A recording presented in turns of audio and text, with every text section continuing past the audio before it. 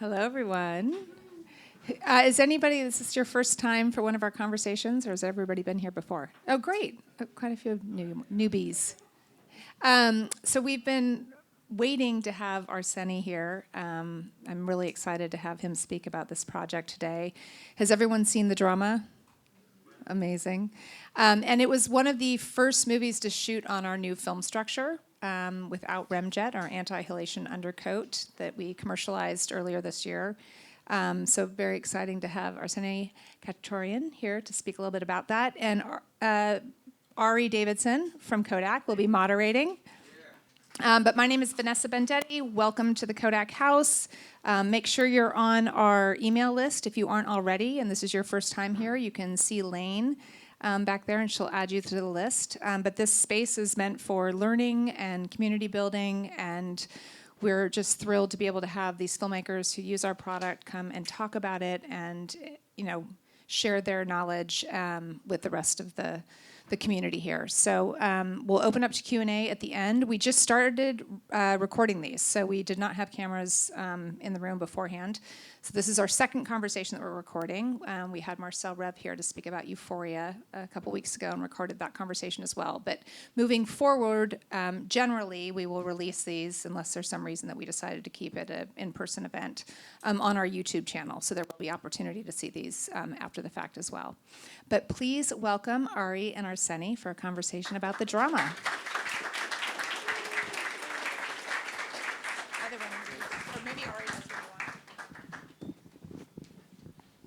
Hey guys, hey Arseni. Hey guys. Like we haven't been talking for the past hour. Who's seen the drama? All right. Amazing work, man.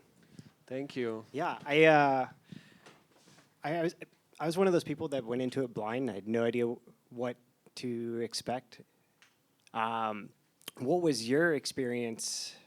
How did you find yourself capturing this interesting take on learning who the person you love is? Thank you for the kind words, and thanks for being here, guys, on Monday.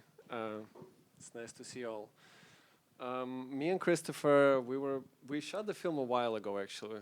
We shot the film in 2024 in winter, and we were put in touch through our agents initially about a different project.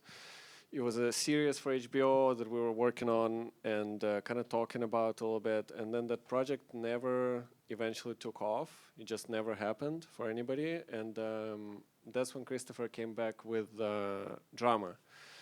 And I remember I was in Alaska fishing, and I got a call that there is a script and you need to come down and this project is happening, and I basically packed up all the salmon in a vacuum freezer, and flew down from Anchorage to LA for a meeting with Chris, and that's when we started to talk about the drama, and sort of pre-production started slowly to develop from there, and we started to go plan the trip to Boston. So, how was this, briefly, I mean, how was this pitched to you? I mean, I went into this blind, I'm thinking the drama, okay, it's what we expect of a film. But there's an interesting way that you capture the drama, literally, in this. There's a way that you are shifting back and forth from objective and subjective POV, and it really plays into the way that, in my opinion, into the way that these characters are kind of being criticized by everyone else around them and each other. And I'm curious about what kind of discussions you had capturing something that feels almost like, it reminded me a lot of Rosemary's Baby in a way. With you develop this visual language where it's very natural lighting, you have zooms. Tell me about how you develop the visual language of this particular picture. That's a very good question. There definitely were a lot of conversations on this topic. I think it was very important for Christopher and for me to create characters and create the world for these characters that could be relatable. I think it was important that these are real people. You can relate to them. You know these people. They could be anybody, and this is what happened to them. And later we can play the clip from the opening sequence of the film in a coffee shop where they meet. And natural lighting, as you said, open space, different points of view, the way the scene is blocked and the way everybody interchanges glances and people look at him and he's doing this weird thing when he's kind of slightly creepy, trying to hit on her and she can't hear him. Like all these things were shortlisted and discussed thoroughly between me and Christopher. We would always work on Saturdays or Sundays in the morning, just go to real locations, sit down, shortlist things, talk about how this has to be blocked, and kind of play with points of view, as you said, and they would dictate the camera language and lens choices eventually. So it's interesting you say you shot list and prepped, because ultimately the film is cut in a way that's very nonlinear, and you get a unreliable narrator kind of tone editorially. Was that something you always knew that was coming? Because for a cinematographer, that can almost be a massive pitfall where you shoot it one way and then they get to post and go, actually, I'm going to just rearrange this and do something completely different. No, in a really good way, Christopher was really thorough with the script and very meticulous. And I think the way he planned to shoot the film and the way he executed shooting the film was very true to what he envisioned. And so there were no surprises or pitfalls. Like we kind of knew exactly that this is going to be the montage piece that opens the film, and this is the stuff that we need to get, and this is the voiceover, more or less. And we kind of stayed true to it during shooting, and he stayed mostly true to it in the edit, except for a few changes. It was kind of very well planned, I want to say, and he's a terrific editor as well. So I think that definitely helped me and him during the process of shooting the film, and then him and his editor, when they worked, they also kept it quite. So no surprises. So I guess you always knew, both of you. Good surprises. Yeah, No bad surprises. Oh, even better. So you and Christopher always knew you were going to shoot on film then. Yeah. Film was there was no discussion. Film was decided from the very beginning. Chris worked on film in his previous films. I worked mostly on film in my previous films. So when we said that we were going to change the structure of our film to no longer have remjet, that was a good surprise too, huh? Yeah. It was we were one of the first. I think the first. Maybe the first or one of the first productions to use the new RAM jetless film stock. And we've tested it thoroughly. I think it's quite identical, not completely identical. It's a beautiful stock. We shot the whole film on 500T, 5219. And you tested what's now known as Verita. Obviously, two very different looks. What was it about 19 that helped you guys land on that emulsion for this story? What about this story informed your selection? Was it more of a function of the story, or was it more of a function of the logistics of capturing this story, where it's natural light, less fill, et cetera, et cetera? I think, it was, in the end, it was purely a creative choice. We did test Verita extensively. We pushed it and we pulled it. We did a lot of testing, and we had a pretty long pre-production on this film, which I'm always grateful for. We didn't end up using Verita because it's quite a warm stock, and we were shooting in Boston in fall. It was orange, it was red. It was really warm, but Christopher wanted to keep that part of the film, the adult part, the nowadays part of the film, quite rather reserved. And slightly cooler, while the flashbacks that we filmed in New Orleans months later with the red school uniforms and the pops of color, he wanted those memories and those flashbacks to have more vivid and more warm presence. So it was a purely creative decision in the end, but the stock is beautiful. Yeah, color. There's certainly color motifs throughout the film, one of which, spoiler, is right there. Yeah. So again, that was something that was entirely planned, because the 500 stock has one of its strengths is expressing these different chromas in natural light or in mixed lighting. So was everybody on board from the jump, from the very beginning, about these motifs that you have sprinkled throughout the story?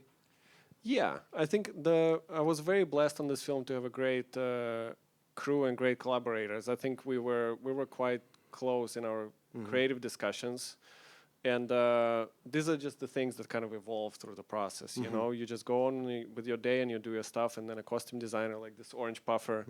Vanessa asked me earlier about the orange puffer that Katina, the costume designer, brought into the project, which is amazing. It's like it's an idea, and it's a great idea, and Christopher loves it, and I love it, and it's amazing. And then it just happens, and we were quite close. The production designer Zosha as well. And these things just kind of evolve. Another thing that we did is what I tried to do always on Saturdays or Sundays to rent a cinema theater where we're shooting, and we would always go and watch movies together in pre-production, and then discuss films together. And then through those conversations and during those screenings, things just evolve. Cast would come, Z and Rob would come on Sundays, we would watch films, and it's like an ongoing What process. did you watch? What were some of the films you watched? Ooh, we watched a bunch of. We watched a lot of good stuff. Well, we watched a lot of Haneke. We watched Benny's video. We watched The Piano Teacher, which was a big reference. We watched Harmony Korine, Larry Clark. We watched some Claire Denis stuff, 35 Shots of Rum.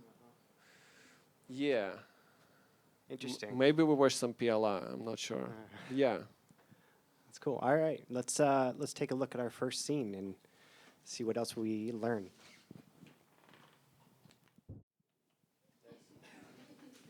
Yeah.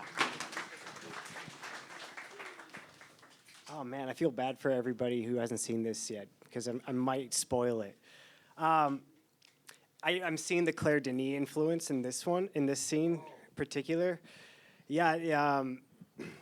Just the way that is just kind of a lighting thing, but the way that you carry the same brightness throughout the scene, the world doesn't go, it's all a continuous canvas, which I think is so important here, so that way we feel like the observer, and we have that objective point of view here before we, quite literally, you dolly across everybody and you switch over into subjective in this weird stalkery pursuit that he does. What I'm noticing this third, fourth time seeing this scene is the way that this actually bookends the last scene of the movie.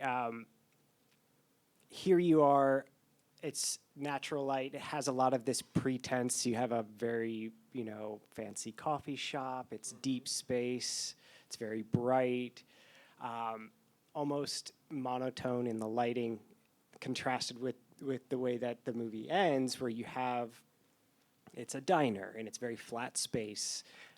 It's much higher contrast.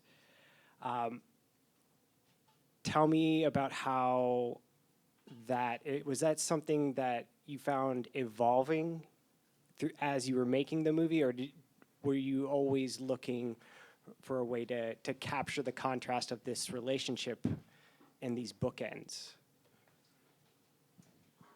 Well, I'm glad that the lighting and the space is evenly lit, because it was a total nightmare. I don't know. This location was really, really complicated to Oh sure, floor to ceiling windows. work, and yeah.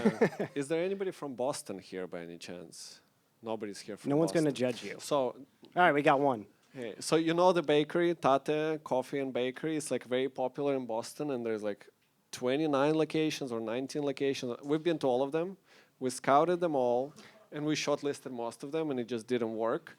And we needed to really find a place which felt like big and bright, with windows and exposure, so people can see each other. It was very important that all of this happens in the middle of such a popular, busy space in broad daylight. And it was hard to shoot because the sun just kept moving through the skyscrapers. Sure. It's in downtown. Well, you also chose to shoot 500 for the whole thing as well. Where a lot of people would say, you know what, I'm not fighting all of this ambience right now, but you still stuck with it. But I like the grain consistency. I don't even think it's that grainy. Like, it's pretty clean. Oh yeah. And I think it's important to keep it consistent throughout the film. And it's great for faces and skin tone, everything. Honestly, why not? Yeah. So yeah, but to answer your question, the motif of starting bright in the film, and as they get deeper and deeper into their relationship and get to know things about each other, it ends in this more like grim diner. Yeah, it's almost like the Nighthawks Edward Hopper painting that all of you know very well, right? Cinematographers in the room. Yeah. But definitely, yeah, that's a motive that we try to preserve throughout the film.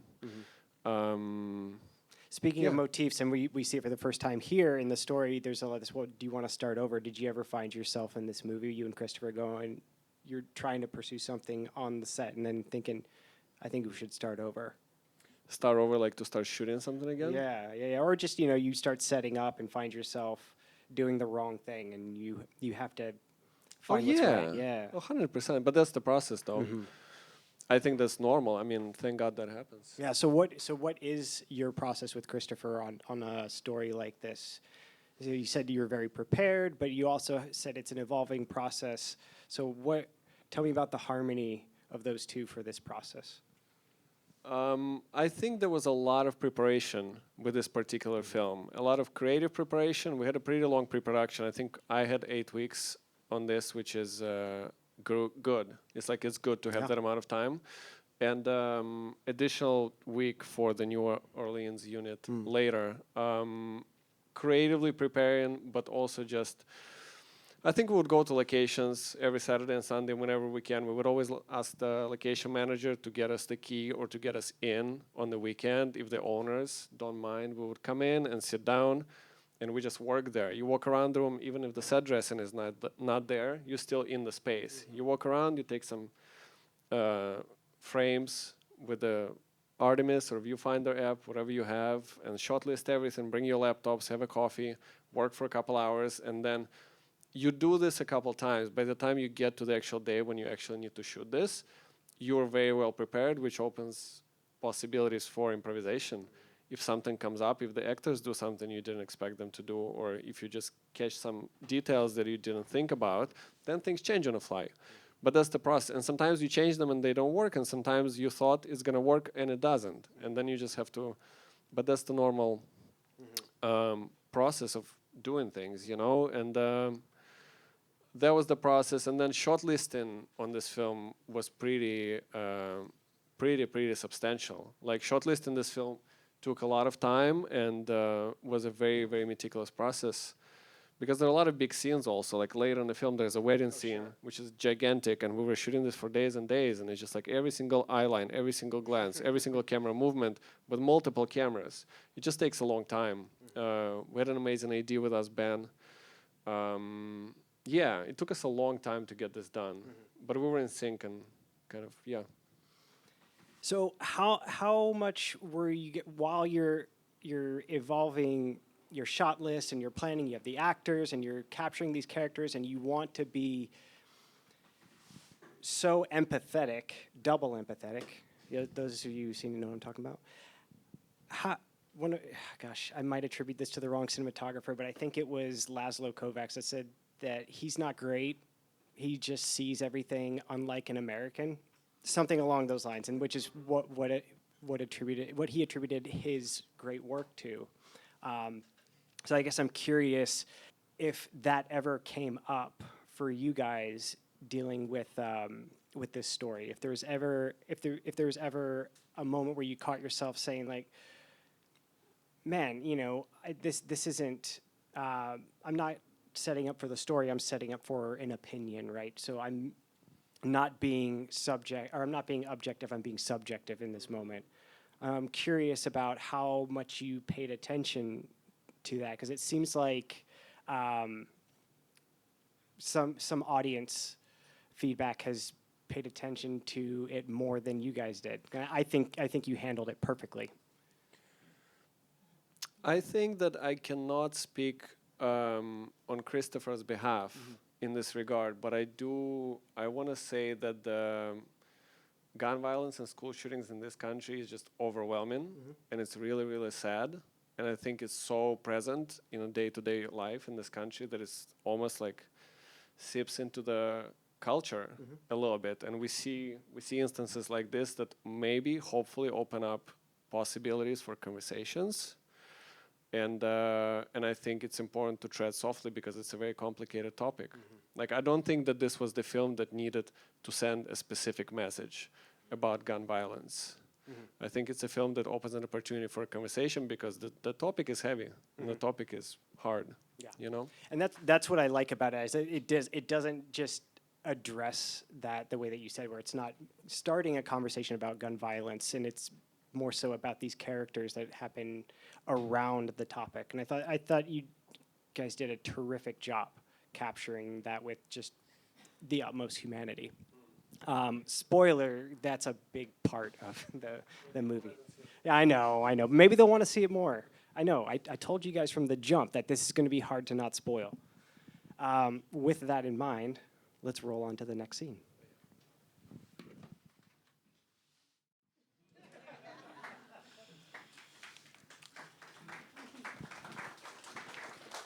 I love the way that this is almost self-referential, right? Where it says, she has the line where, I love the way you turn my drama into a comedy, because this is like this is where everything boils over, and you guys all laughed as these people's lives are falling apart. I think that's really cool and admirable. So was that? Clearly, there's a lot of moments like that throughout the film. So what were your conversations like, or what was your approach to capture comedy? Because I'm noticing a trend where comedy is allowed to breathe more on screen, and it's less, we still occasionally will have people come in and say, oh, you can't shoot comedy on film because it has to be bright, and you have to have 3 cameras, and you have to roll forever. So tell me about your approach to turning the drama into comedy or comedic moments in this picture. That's a very good question. Thank you. I disagree. I don't think that comedy should be bright. I don't think it needs to be bright. And I don't think there's even a case to prove that it has to be bright. And I think that if you treat the comedic element with a certain seriousness or certain maturity in the form and in your approach, then maybe it just becomes a little funnier.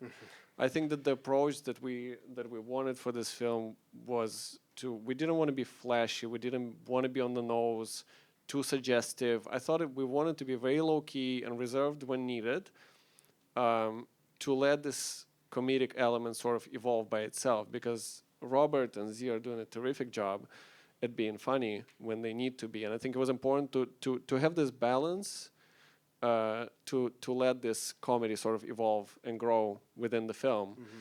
And I think that comedy can be very serious. It's like if you look at Gordon Willis's work with Woody Allen, those films are not bright. They have the density and they have the texture, and they're funny.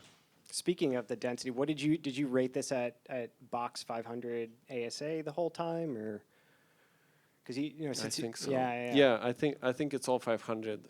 Maybe except for the few scenes or shots. There are a few shots at night when they're walking through Boston at night that might be pushed. Wow, really? Because like you said, the grain structure is just very consistent throughout. So good stuff. I don't know. Yeah, it's good stuff. looks Take the credit, man. Come on. Yeah. This scene too, I'm probably just inserting my own whatever into this, but this is, at least in my time watching it, this is where I notice the orange motif really coming out. So this is where the truth is coming out and characters are being revealed, and you have this orange sunlight just beaming in through the window. So first of all, nice. But it's shot at sunset. So how much of this was actually shot at sunset, or did you break it up over a few days? Tell me about capturing such a critical scene in such fleeting hours, I suppose. Well, I think it's a lucky accident that the orange motif is happening here, and we're connecting it to the buffer. But nice, thanks. Thanks for that. We were shooting at this venue, at this wedding venue for days. I think 5 or 6 days we were shooting there. And the majority of the wedding scene, for those who saw the film, happens during the day, and it's quite consistent. And then this is the first time that the light starts to evolve and change, and this is the magic hour scene, and then after that it's night basically.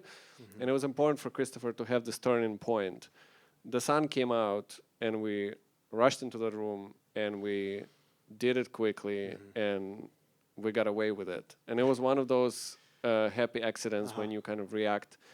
And we were handheld, and it was one camera, and we just covered this and the reverse, and then maybe supplemented a little bit towards the end when the sun went fully down. Wow. With some tungsten lights, but yeah, that was one of those things when your adrenaline level is up and you're just trying to get it done quickly because it looks great, you know. How far along in your schedule was this scene? Because you'd have to be pretty dialed in, I imagine, to get it all to go. This was right in the middle. Yeah. Yeah, we started to shoot the film in Boston. The first thing we ever shot was the dance sequence that opens the film. That was the first scene on the first day. We did this somewhere in the middle, and we finished the shoot we broke for Thanksgiving, and we came back in December to finish the apartment. That was the last 2 weeks we were in the apartment. What was the first and last scene that you shot in this movie? What was the first scene? What was the last scene you shot? The first scene is the dance sequence. The last scene we shot in Louisiana, and we were in a swamp, and she was shooting a gun. Yeah, it was all the flashbacks when she's shooting the gun, and the last shot of the film is she was throwing the gun. She's standing with her back to the camera. She throws the gun into the swamp. The young Emma. That was the last thing. Why did you travel to Louisiana for that? Well, because in the story, Emma grew up in the South, and Louisiana has such a different landscape and such a different nature, on a contrast to Boston. So that was in the script. That was the idea from the very beginning. And Louisiana is just awesome. Yeah. Yeah, shooting there is great. Love shooting in Louisiana. And you processed everything at Kodak in New York? Yeah, we worked with Kodak New York Lab. And I think we worked with Kodak New York Lab for the Louisiana portion as well. Maybe it was Atlanta. I'm not 100% sure now. But yes, Kodak, all in. Yeah. Right Yeah. on. Cool, man. Well, speaking of flashback, you want to take a look? Yeah. Yeah.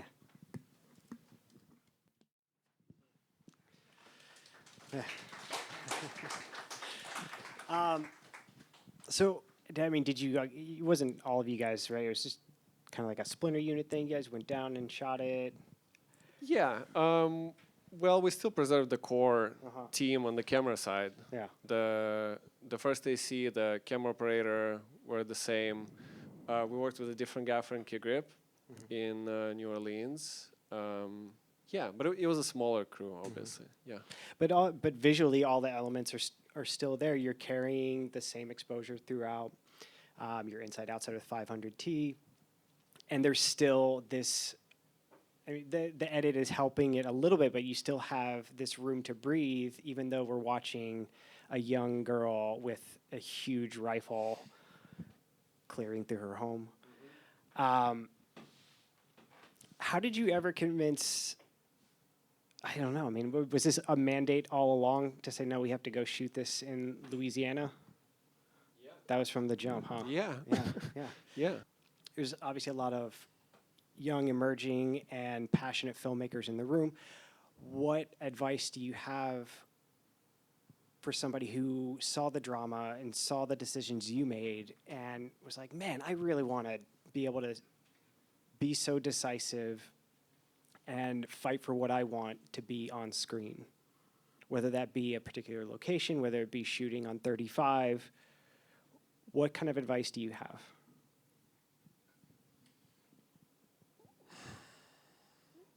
I think that you mentioned that it doesn't feel like it wasn't necessary to fight. I think fight is always there. They're just different kinds of fights. Sometimes you fight for shooting film, and then once you have it, you need to fight for other things. And I think shooting film is so interesting because the process is interesting. And I think you need to fight for that process. You know, there's a lot of testing that took place that you have to fight for. And there's additional days for trying things that you have to fight for. There's a whole day of wardrobe and production design and costume and prosthetics tests that you have to fight for. It's not a given. You just don't walk into the project and everybody's like, yeah, we're going to test for this. Duh, sure.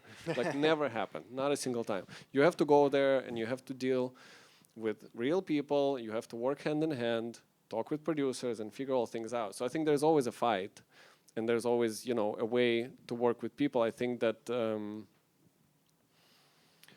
it's important to work with people to get the things that you want. I think that looking at it fatalistically, is that the word? Like, fight just for it is not really very Advocate.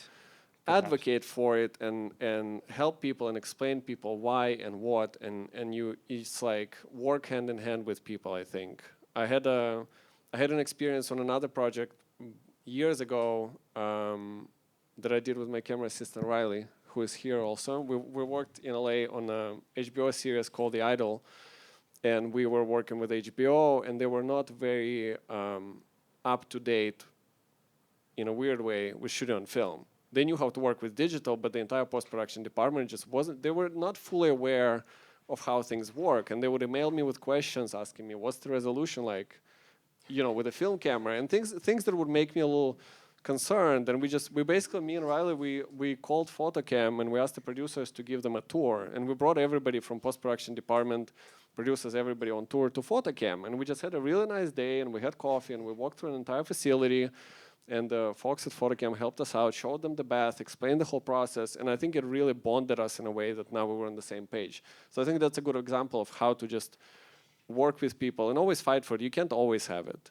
Sometimes you have to, you know, pay the toll. But you know, but when you have it, it's exciting and it's amazing. It's full of surprises. Yeah.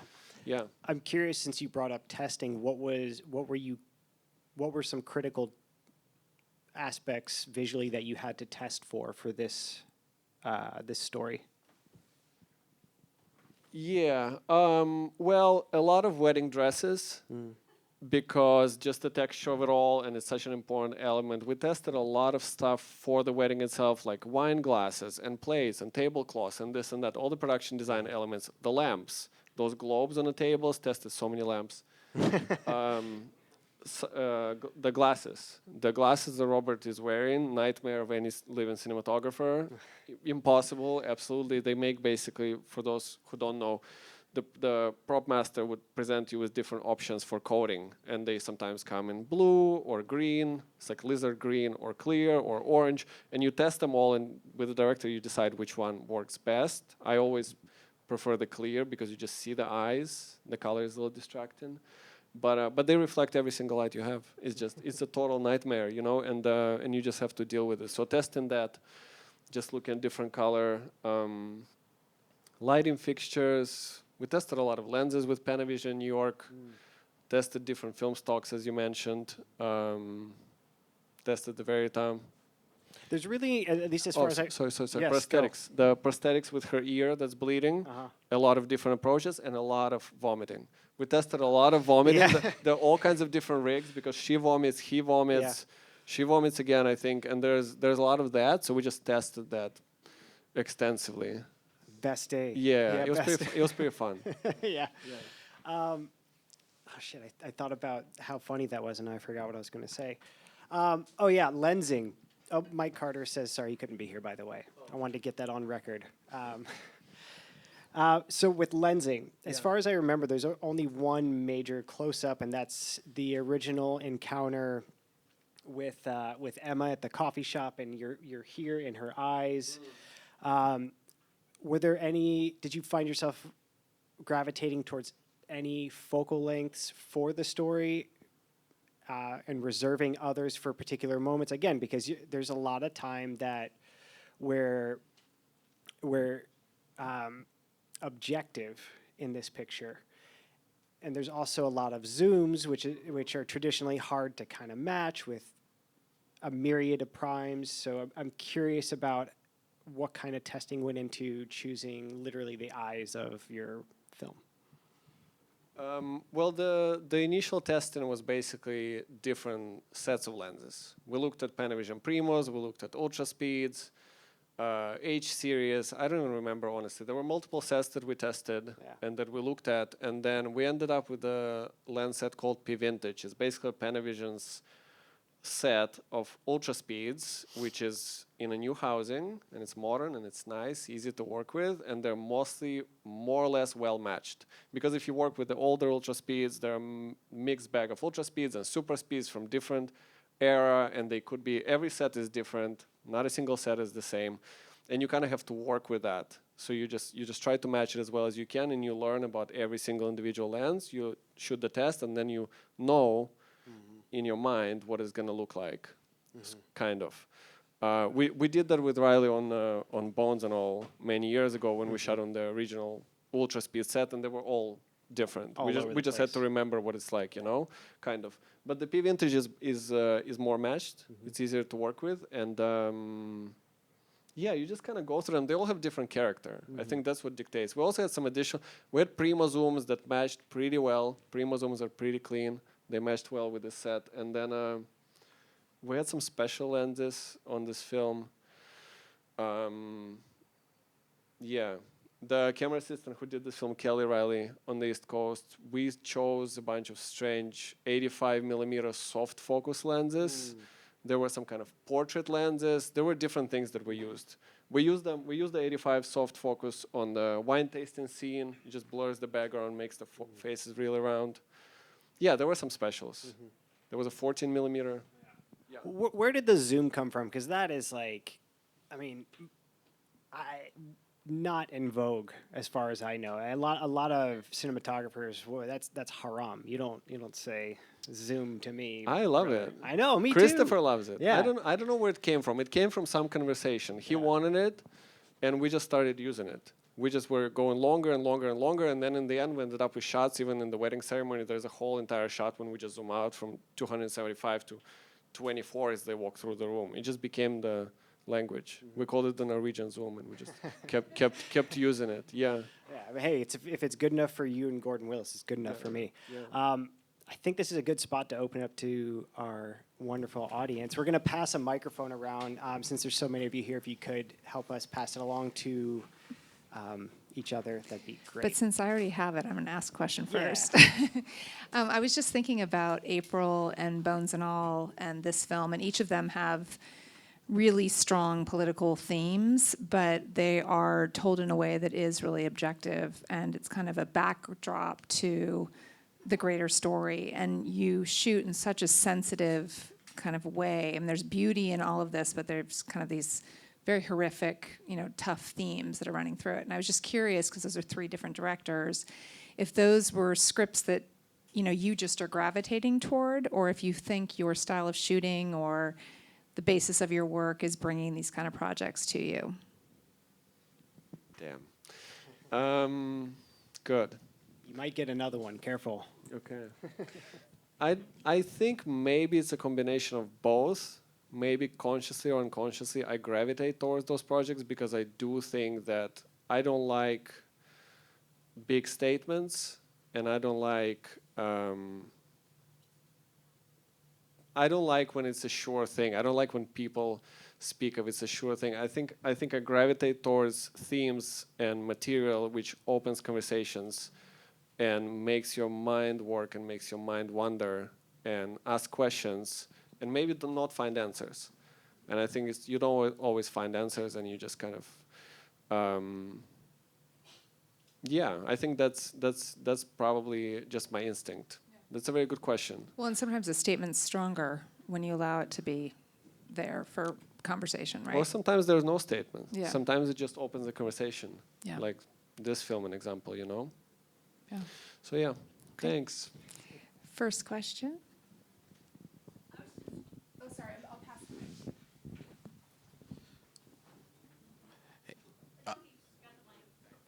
I can pass it to you first. I just wanted to know, how much film did you go through every day on this movie? Like, how much did you shoot? It's hard. Thank you. It's hard to say the daily average because some days we shot only with one camera, some days with two. There might have been a day with three. I would say with 3perf, the average would fluctuate between 5,000 per day and 10 on average. The wine tasting scene that we shot the scene for 2 days. We shot over 50,000 in 2 days because we were just shooting. It was all day for night, and we were just shooting all day. So many angles, so much dialogue, and it was just 50,000. So that was a big one. But yeah, trying to stay, within the 10,000 limit. And also, what kind of filtration did you use, if any? On this film, I think only NDs, really. I don't really love filtration, and I don't balance for color. I think the film stocks evolved, NDI evolved, and scanning evolved so much that it's not really necessary. There was a time when Roger Deakins was shooting The Shawshank Redemption. I believe it was one of the first films that was shot without an 85 filter. He just didn't balance it, and all the denim and jeans came out like bluer than they should be in the shadows, and it gave the film that distinct look. And now it's just, you don't really need it. It just needs exposure, really, and creates flares that you don't want. So yeah, just NDs, really. I have a Thank you. follow-up to your question about the film. There's this idea that with digital, if you have these run-on scenes or you have a lot of coverage, a lot of dialogue, it's infinite, right? So some people will advocate against film to say, well, you might run out if you go over, if the performances aren't working or anything.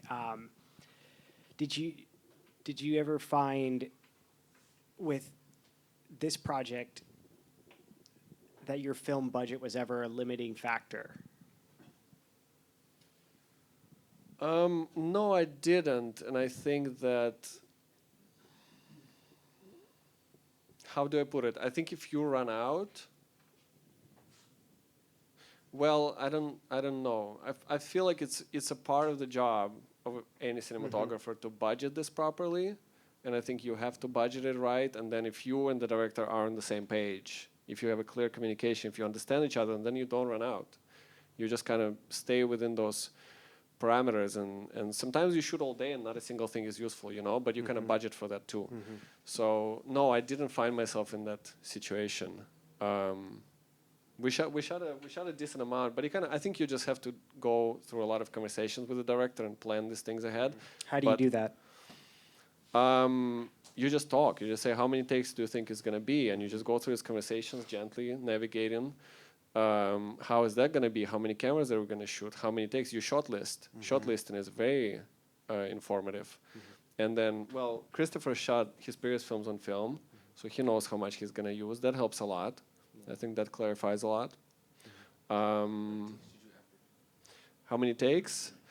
I think it really depends. There were things that we would get in one take, and we would be like ready to move on, and everybody would be like, really, we have it, But it's easy. We just trust it. We have it. Oh, and what was this? This was 3perf? This was 3perf, 3perf. yeah. And then there were things that we were just shooting on, and for performances, we just needed to tweak things and change things. There could be 10 takes, 15 takes, I don't know, sometimes. But like staying in a good sort of. Can you talk about the characteristics of the new film? Well, there are two things I can say, and maybe Vanessa and Ari can correct me if I miss something. But basically, there are two things. One is called the anti-halation emulsion. It's all the same Vision 3 stocks that existed for a long time. They just don't have one of the layers. The layer is called the ramjet layer, and it was a disposable layer, and now it's gone. It's the same exact film stock. It just doesn't have that additional thing. It looks the same. It shoots the same. It's the same ratio. So that's one thing. It's just a new product with a different structure. And the Verita is a brand new film stock that the guys developed, and they've been working on it for years now. I tested it 2 years ago. It's been long in the making, and it's a daylight stock, 200 ISA. It looks amazing. It's warm stock. It's a beautiful stock. It has a matte texture. I really love it. Marcel used it a lot on Euphoria. It's nice. Yeah. Check out. We're gonna. If you couldn't make it for our filmmaker discussion with Marcel, there's a lot of information about his experience with it. That's going to be out on our YouTube channel pretty soon. A plus, by the way. Yeah, Good you job. did a good yeah, job. yeah. And for those who don't know what remjet is, it's a carbon-based layer, so it was very dirty, which is the main reason why we got rid of it. So you're welcome to the environment. Thank and you. everyone's children. But yeah, I mean, it just to your point, if it already sounds like a hard process, it's visually the same film. It's not entirely the same composition. Yeah, yeah. Hi, I was wondering if with your shot listing process, you do any pre-vising at all to make sure your shot list is what you want? Sometimes. I don't think we did any of the previews in here. I do have the app on my iPad though, but I don't think we used it on this film at all. I think it's a useful tool to previous, but I also think that sometimes it gets in the way. Sometimes people get too focused on it and they forget what are they doing here, why are they here in the first place. It's really useful for fight sequences, all kinds of complex scenes where you need to get a lot of department heads on the same page. It's a really useful tool, in my opinion, but for specific applications. People use it a lot on big films because you need to get so many people on the same page. But on this film, no, not much. We just went Google spreadsheet, like the good old days, yeah. I think there's right behind you. Got another question? Right. Sorry. Actually, Oh, there you you've been are. waiting for a long Yeah. time. Do you want to go first? I'll go after you. I just wanted to ask you how you're metering on set for your like ambience. So in the first scene of the film, like the balance, how you balanced like to have enough brightness in the interior and still being able to key from the outside is like amazing. Like I wanted to ask you, what is your approach to your metering in these films? Yeah, when you mentioned first scene, you're talking about the coffee shop or the Coffee dance? shop. Coffee shop? Yeah. Yeah, metering in my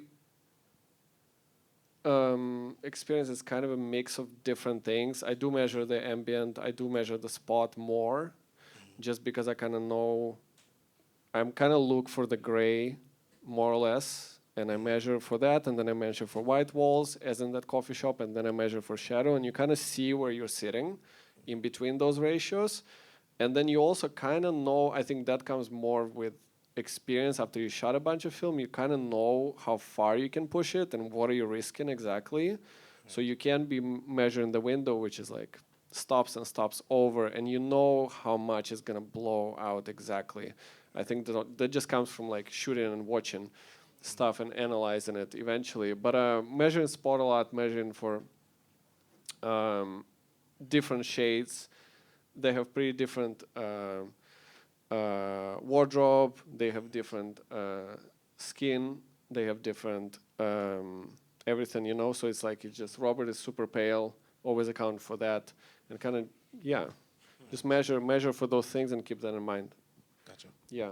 Everybody who giggled has seen Twilight. And in that coffee shop, just to continue the conversation about how consistent it feels, there's like 10, 18 Ks outside all day burning because we just need. So you just need a very big lighting budget. Yeah. Yeah, and a really good gaffer who is a meter too. No, it was just we were only able to secure the location for one day. It could only have been the weekend because it's in a skyscraper where like 1,000 people works, and we just needed to be in and out, and that was the only way to do it. And that's not the way I usually like to roll, but that's what we had to do, you know, in order to walk in and walk out with that scene. Yeah. So have a plan. I mean, honestly, like if you have a plan, you can advocate for extraordinary things like 10, 18 Ks. Like day play them. You don't need to carry it for your whole movie. I don't know. I'm curious. I feel like we talked a lot about the zooms and like the handheld and that kind of movement throughout the film, but it felt like in the wine tasting between the two couples, which was like the big moment of reveal. It was extremely static and sort of standard cover, like everyone got the same coverage.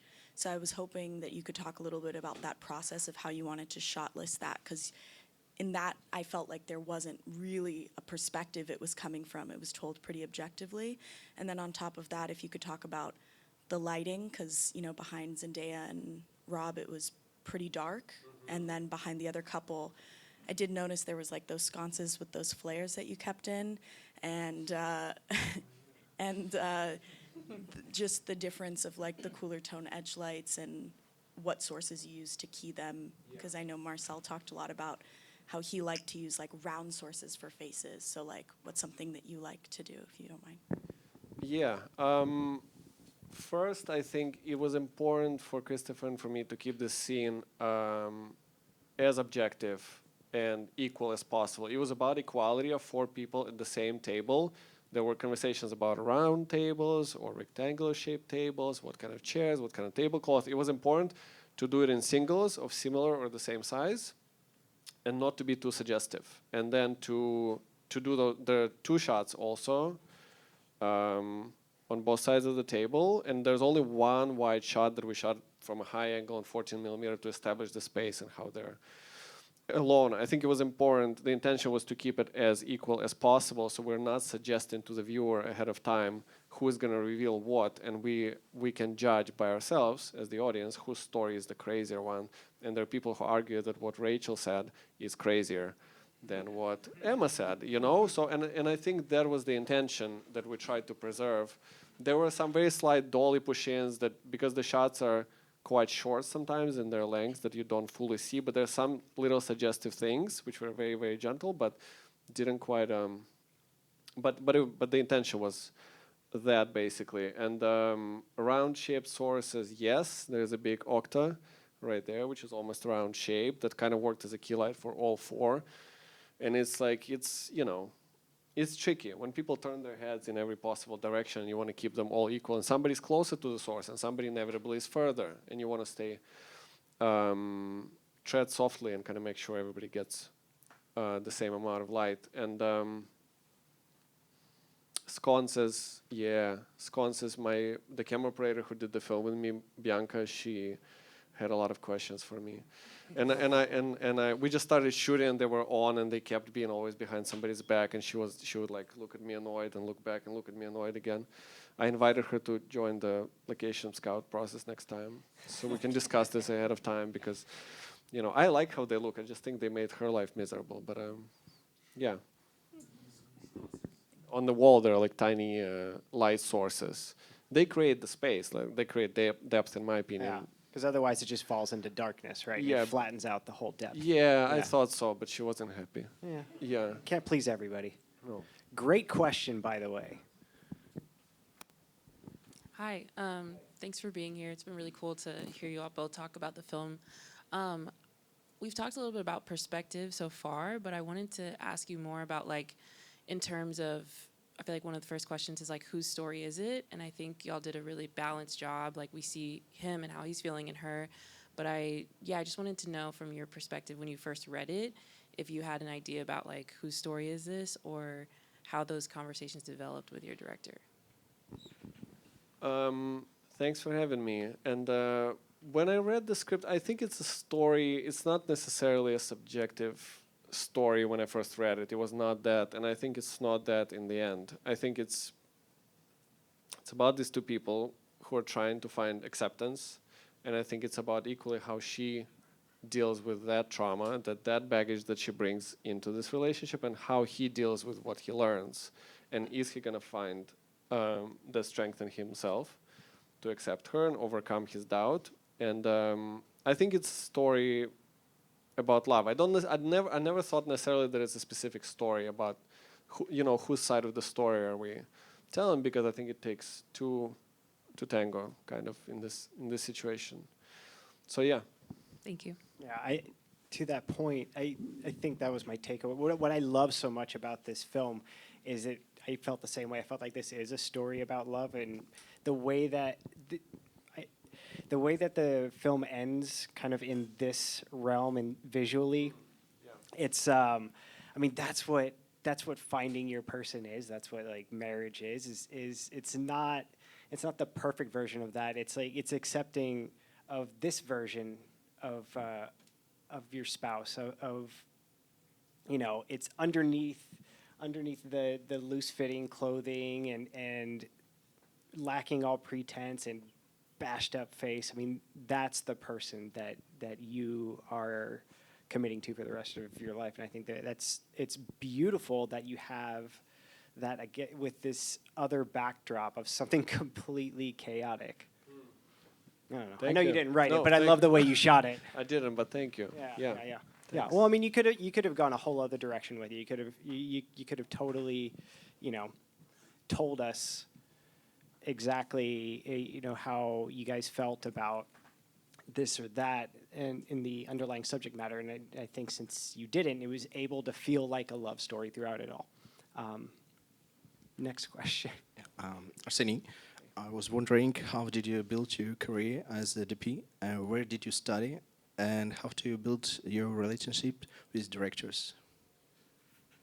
Thank you. I was born and grew up in Belarus in Europe, and how did I end up doing this? I don't think I ever had a fixated idea on doing film necessarily or cinematography, but my mom is a photographer, and she made me and my sister, when we were kids, do a lot of different things. So like, I used to dance, I used to go to the music school, I used to paint, I did a lot of web design and graphic design when I was in my late teenage years, and I obviously did photography, learning from her. She taught me how to do it. And I kind of didn't love any of these things.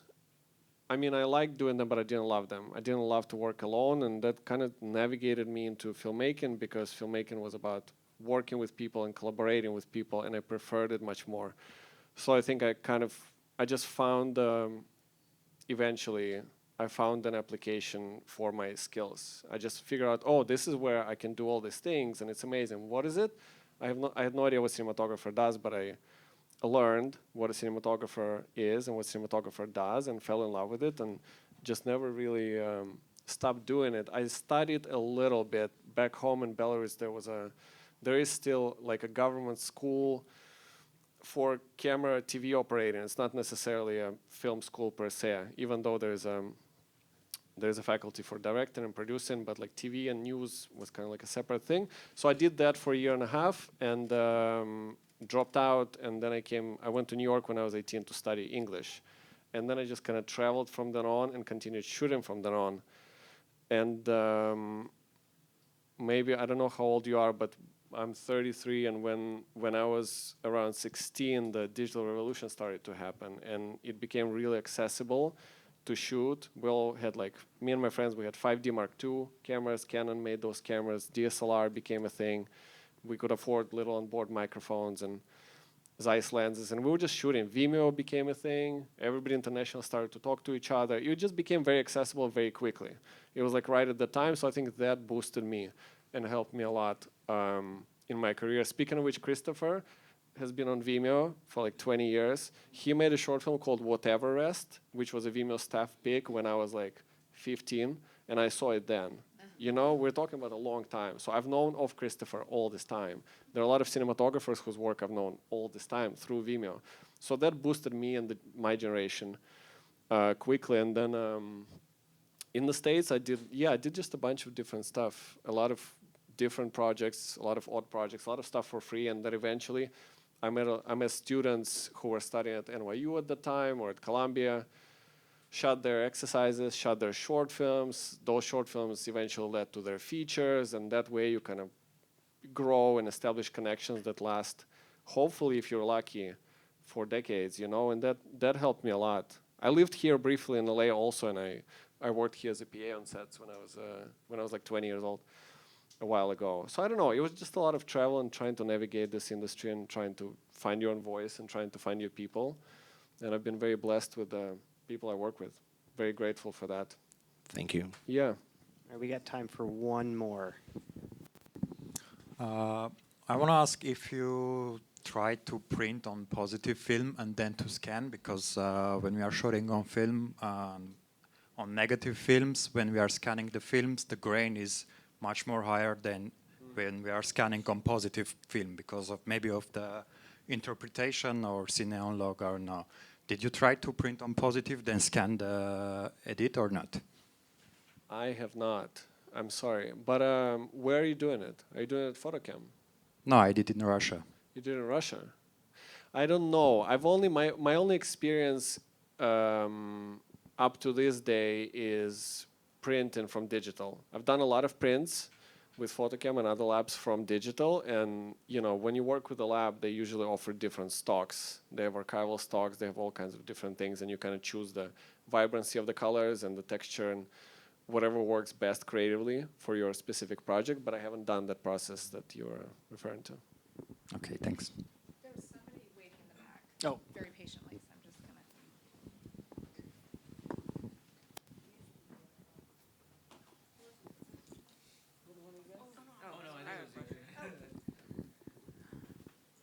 So you guys toured Photocam here in LA with your producers. What was your experience like? I hear Photocam's probably like one of the best in the world overall. What was your experience like going through Kodak New York dailies wise and processing? Thank you.